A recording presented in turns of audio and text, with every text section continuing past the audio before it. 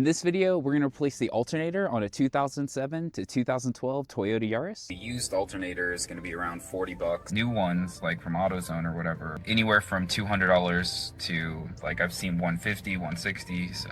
We're just going to pull this one. So you've got a 12 mil here. Once this bolt is out, then you have an adjustment nut down here that is 14 mil.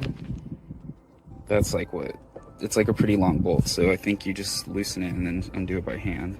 When you try to pull the bolt out, the bottom one, you're gonna have this bracket that's in the way, so you kind of have to remove that bolt, like slide the bracket to the side, and then that will allow you to pull the alternator like support bolt all the way out. So once you loosen it, you can just kind of yank on it till it comes out.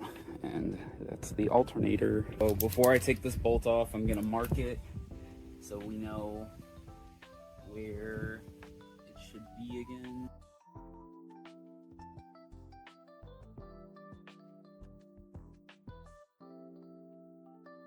There's just a lip, so maybe a flathead and just pry it off. Yeah, this post here is a 10 mil, so this has the power line on it.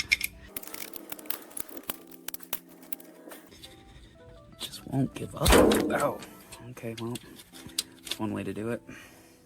So the nut that this is attached to is a 10 mil. Because we got hit, this is kind of warped a bit, so we have to kind of maneuver this back and forth until we got the bolt to catch. And now that that's catching, it's just doing everything back in reverse. We'll put the adjuster slide back on. We'll line it up with our marking.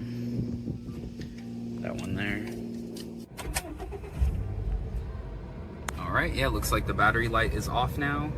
Congratulations, now you know how to replace the alternator on a 2007 to 2012 Toyota Yaris. If you want to see more videos on how to fix your car, you can check this out. Otherwise, I'll see you next time.